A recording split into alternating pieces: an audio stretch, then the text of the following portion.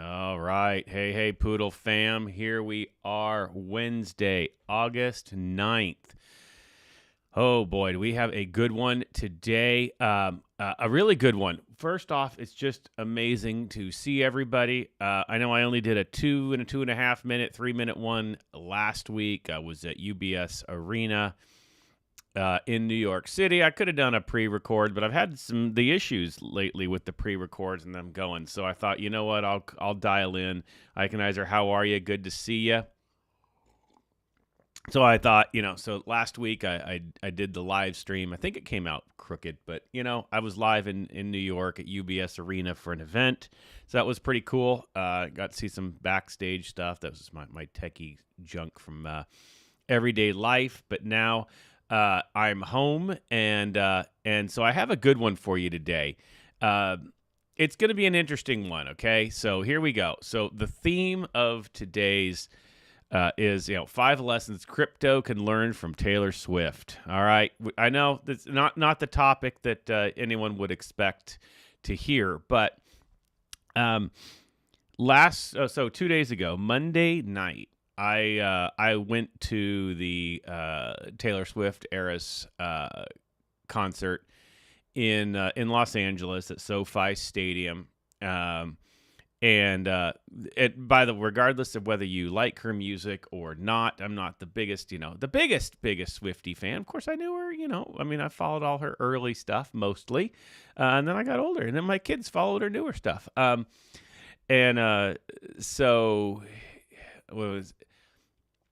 I will say, regardless of you like her music or not, she puts on one of the single best performances that you can ever see. You have to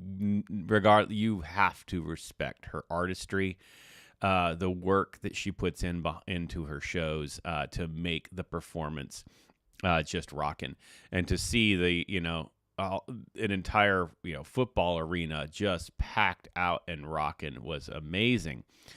But of course, I'm there and I'm looking at it. I do, production and tech and all that for a living. So I'm, looking at other stuff. I'm kind of seeing what she's doing and paying attention to just different things. And I had a few takeaways. Now, granted, the experience that I had might be a little bit different from everybody else. I was on the floor, basically right down by the stage in the VIP section. So maybe a little bit different than, the top of the arena. But nonetheless, there are some amazing takeaways that I think that we as crypto people can learn and or remember. So I'm going to go through 5 different things today that I think we should remember. And I know we talk about it, but it was interesting at the show to see what we talk about being done at a very, very high level. Seeing it being done at a point where there was a distinct determination to make the user's experience, to make the attendees' experience the best possible. And I think as a token and in crypto in general, we are often self-thought. We think about ourselves. It's investing, so of course you got to think about yourself. But I think a lot of times we don't think about the others. We get quick to jump and make decisions, or this, and I hate this, and I like that, and this and that, as opposed to trusting the process, making sure that every I is dotted, T is crossed, making sure that every detail is taken care of. And I think, a little bit this blame, I think, goes to general people who always want to, what's going on now? What's going on now? Well, give me an update. What's this? And I think that you can't look at things that way. I think we have to understand that things are a process, and they need to take time. Well, anyway, you know what? I had it numbers 1 through 4, and that was, or number 1 through 5, and that was going to be number 4, but I'm going to jump it then. Since I just said it, the first thing is let things take time, right? Let them take the time they want. They need to be done right. I know a lot of times people get frustrated when there's going to be a delivery of something and it's held off, and you wonder what's happening with it, and when's it going to get there, and then people think that that's a failure. But I'll tell you, a true failure is delivering and something going wrong, right? Everyone will remember mistakes. So to deliver fast and have it be not perfect is much worse than having it take time and to do it right. And, interesting thing is the tour, the Eras tour, she goes through each era of her life. She basically plays the top songs from each album in order-ish. And she groups the albums together. And the show is 3.5 hours long. It is long. And it's a very high production value on every single song. But the effort that was put in every detail for something that took forever to go through, the length of the show, and imagine how much prep it took to basically individually choreograph 45, 48 song, whatever it was, shows a dedication to making sure that what we deliver to the people, or what she delivered to the people, was perfect. So as a community, if you're wondering, when is this happening? Why is this taking so long? What is the update? You have to trust that some things take time. And nothing can hurt a crypto more than doing something wrong and failing at a deliverable, rather than taking the time to do it right and letting the process play out. So that's point one that we can learn, that things that are high quality take time. As we have our deliverables and we have our pet token, and we, for the exchange, and we have the poodle token for investing and everything, note that the utilities and the deliverables take time to do them right. And if you take time and put in the effort to each detail, it will come out amazing. It'll come out better than could ever be done. And so that is point one. Trust the process. Let the process take time.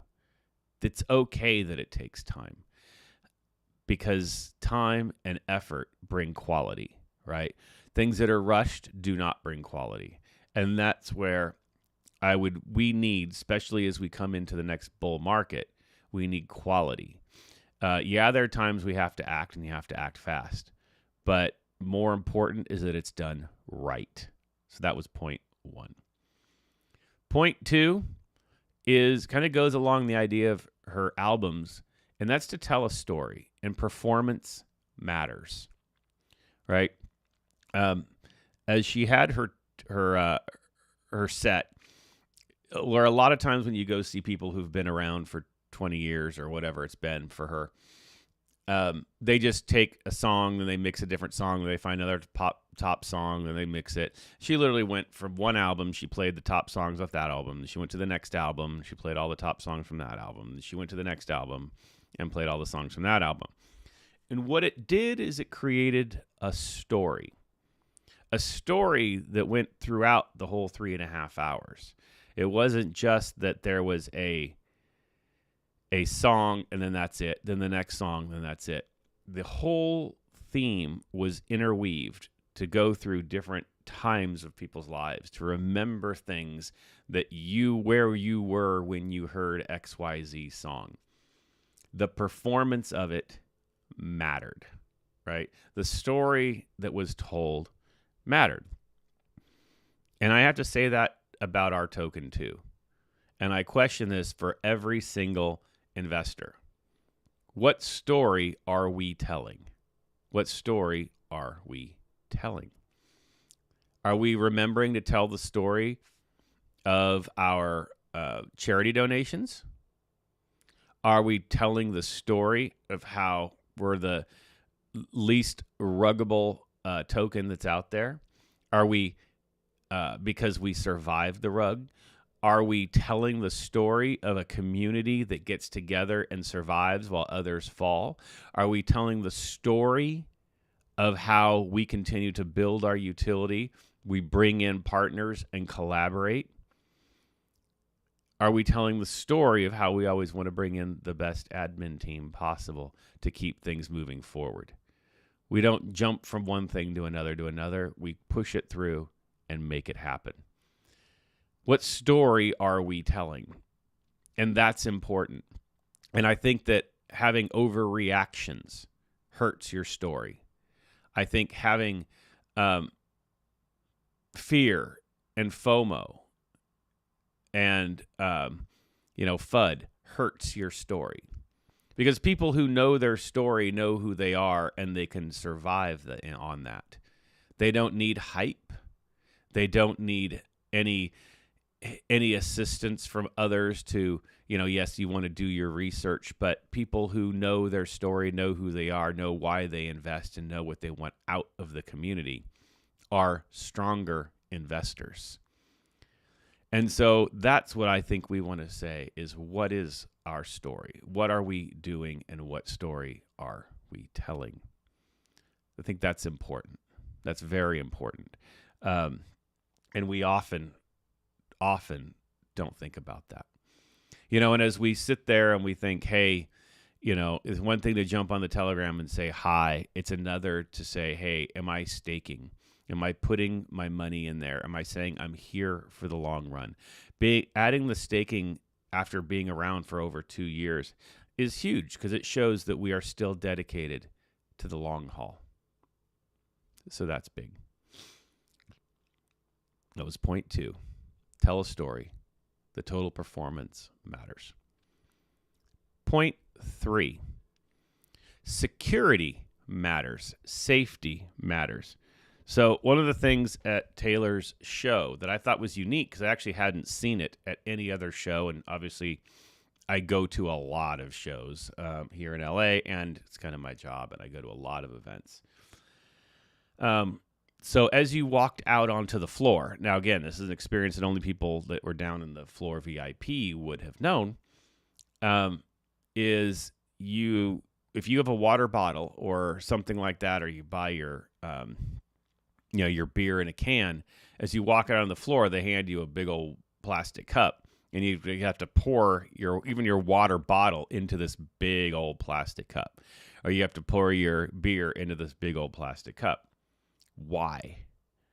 Because what's the difference between the water in the plastic cup and the water just in its normal water bottle? You just bought it, over at the concession stand.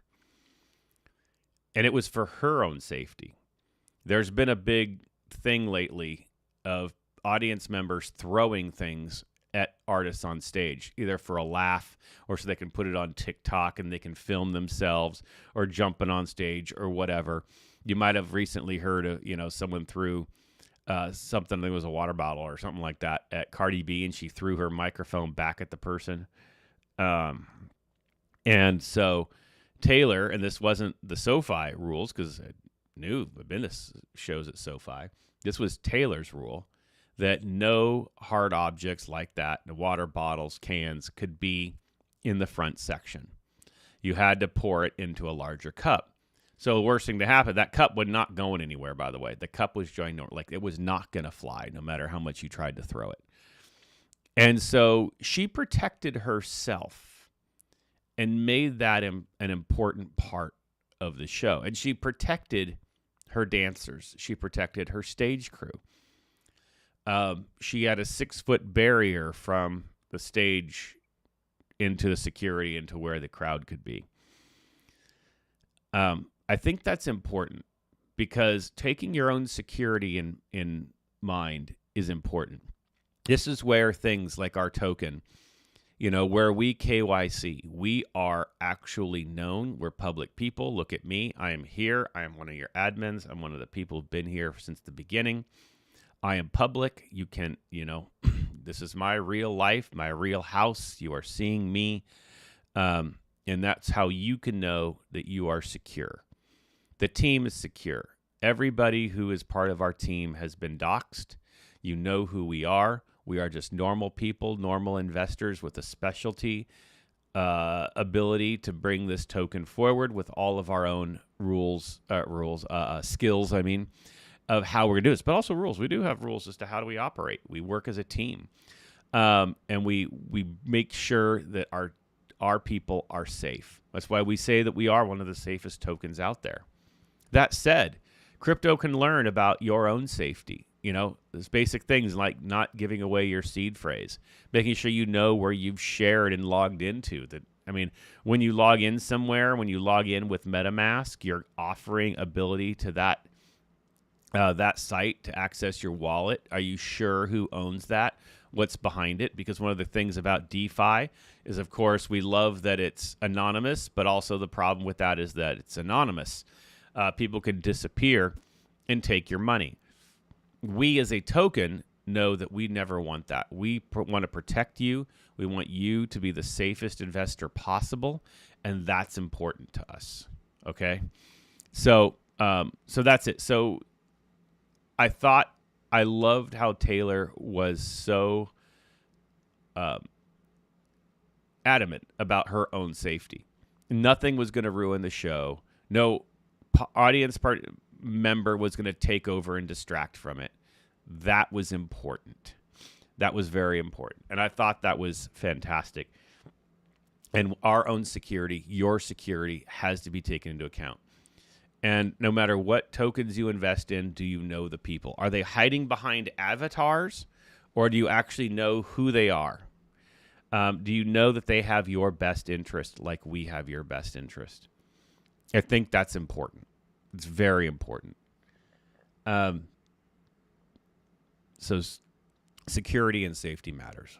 That was point 3. Point 4. I'm gonna jump to the one I had as point 5, and then I'm gonna come back. All right. So one of the interesting things between stage first song and second song. So she comes out, she plays the intro, which of course was fantastic, and she pauses and says, "Hold on, I need to fix my in-ear monitor." So it's a little, y'all know how it happens, but anyway, they wear these little headphones that have wireless. It's basically a wireless receiver, and that's how they hear their own voice. They hear the band and all that stuff through it. You know, they don't actually use floor wedges anymore. It's all done with in-ears. And she couldn't hear right. And so she paused to fix it. And she actually told the crowd that. She said, "Hold on 1 second while I fix my in-ear monitor." And then she kind of reached around her back, and then she played around with it. She got it fixed. And she then explained to the crowd, "Yeah, it kind of works like this. There's a little thingy, and I got to push it in here, blah, blah." Like, she didn't blame the stage crew, because probably a stage crew person is the one that put it on her, and then probably just didn't push it in all the way. She was okay just saying, "Hey, we have a technical issue. This happened." It didn't faze her. It didn't ruin the show. It took all of about 10 seconds to fix. And then she just went right back out there and continued with what she was doing. And that was it. And that, to me, was pretty awesome. There was no sense of, hey, there's a problem here. There was no sense of, this is going south. There's no sense of, oh my God, the show is now not perfect. There was none of that. It was all just about, hey, we're here, and this is what we're doing. This is what happened, and we're gonna fix it, and we're gonna go on. And that showed me her utter professionalism, because I work in live events. Things never go all correct. In fact, things are always going wrong. Just most of the things the audience wouldn't know. Little things happen here and there. And, to the stage crew who's working it feels like a disaster.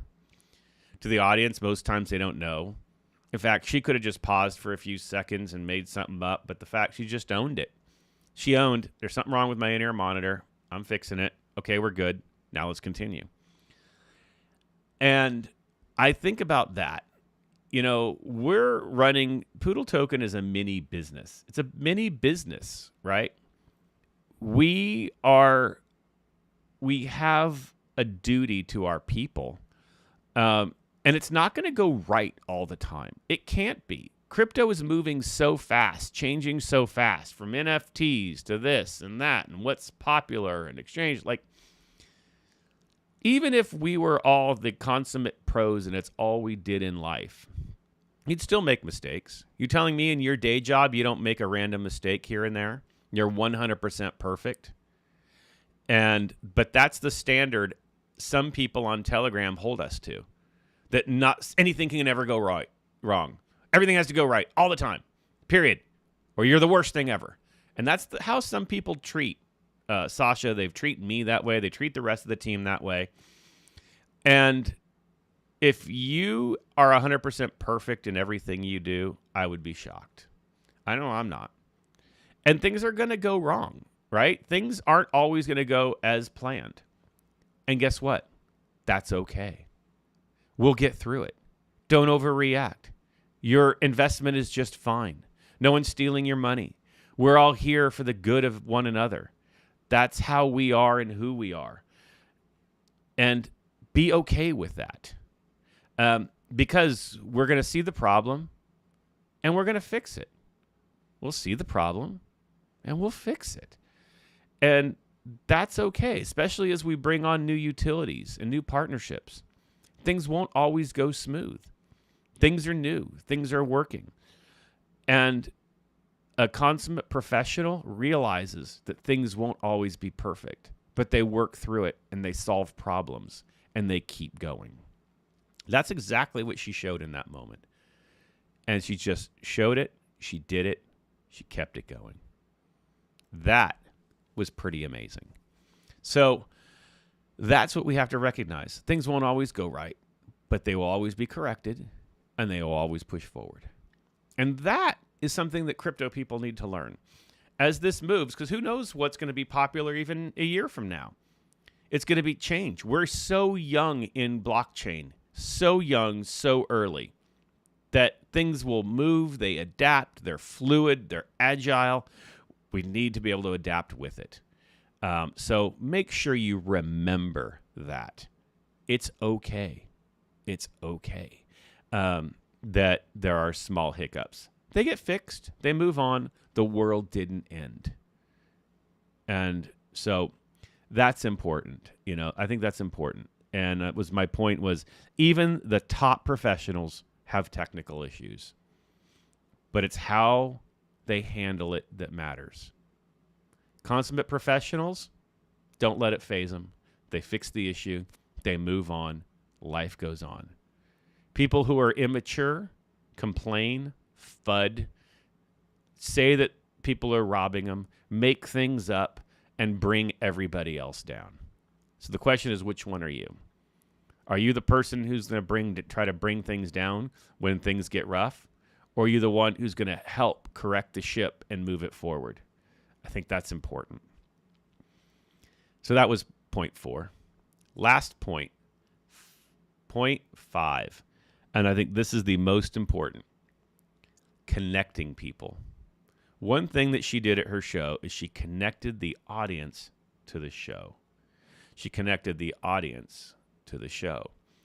And she did it through technology. And that's what was interesting. So we had, when you walked in, you got this little wristband thingy. And it's just an LED light thing. And you basically pull the tab. There was a little tab thingy here. And when the show starts, the screen says, pull your tab. And you pull the tab. And it lights up. But what's interesting about it is it didn't just light up. It wasn't like you take your phone light or, and you kind of shine it like that. Or back in the days when we used to do the lighters. It actually changed colors based on the song that she was playing. It would sync with other people around you. It also recognized off of where you were in the arena. So sometimes one half the arena might be one color, the other half might be another. And it recognized where you were. When you walked through the gate and you were handed it, it didn't know where your seat was. It was just some guy with a box handing these out to you. And they would sync based on direction, so that yours would be on, then two people down would be off, and then theirs is on. And as I went to the bar, and I had to walk out of the VIP front section back to the bar, it actually changed. It recognized I was in a different section. But what it did is it brought not just focus on the stage, but it made the entire arena part of the ambiance. It brought the people into it, connection of everybody. It made everyone part of the thing. And what was cool, so I was down in VIP, so I saw, I got this little thing. So this is this was one of her guitar picks. And it was given to me by Flava Flav, the rapper. So I ran into him down in the VIP section. And it was cool to see him, because I grew up to Flava Flav stuff, and he's a total Swiftie. And he handed, got a little picture, and he handed me one of Taylor's guitar picks, which I understand Taylor's dad gave him. And what was pretty cool was that the community, right? The way her show was set up, by utilizing the wristbands, by the way the seats were aligned to bring everybody in. She does more of this, even though there was a big screen on one end. Most of the performance is in the middle. She kind of does the seating and around. So everybody was made to focus toward everybody. There was no backing people. There was no sense that there's the front and she's the star. Everybody was pulled in together. And she used technology to do it. From the seats to the screens to the camera angles to, these little wristbands to VIPs around, all of that stuff. And it made me think about how we always say that Poodle, I know, I should frame it now to NFT. That is a good idea. Is what we talk about in Poodle is that we're a community. We always say we're the best community there is. But do we really bring people in, right? That's a good question. Or how valued does the community feel as part of everything? I know when we make big changes, we send them to a community vote. But are we totally engaged? And this also takes audience participation. We had to be engaged. And as we were brought into it, we got more pumped up. You couldn't help but to be excited every time something happened to you. And it wasn't just about her taking center stage. Yes, she was the ultimate star. She's the reason everybody was there. She's the consummate performer. But what made it all work was that we were all part of it together. And as a community, you have to remember that. We're all in this together. Yeah, we're individual investors, but we're in it together. We're here to support one another. That's it. We're here to make sure that what we do day in and day out matters, and it matters to the whole community, and that there's power when we come together. And that's what you could see when you saw she's playing, the song Red, for example, and all of the little thingies turned red around the entire arena. You felt part of it. You felt inclusivity. You felt that it wasn't about one person on stage, but all of us together. Can we do that with our token? And if we really remember that, if we remember to continue to build one another together, we continue to remember that we are a community that's stronger as a community than as individual investors, there's nothing that can stop us. And we will be the best show in town. And I think that's important to remember. If we want Poodle Token, Poodle Exchange to be the best show in town, we have to remember our core is the community. The core is everybody coming together. That's everybody having a part, feeling part, playing a part. So what part can you do? What part are you playing? That's the real question. Make sure you're letting the admin know, how we can get you involved, but you also have to, you got to wear the wristband. You got to put on the wristband. You got to be part of it. You got to have something that says, this is my family. This is what I'm here to experience, and we're here to do this together. That's what's going to make the difference for this token. That 100% is how we will be successful always as we move forward. So that today is our show. I know, who would have ever thought I would have done a Poodlcast show on Taylor Swift? But you know what? I couldn't help but being there and not realizing so many things. When you look at the best, what can we bring to our token? And what's interesting is so many of these points that I recognized are things that we do. Let's just pull them together. Let's make them perfect.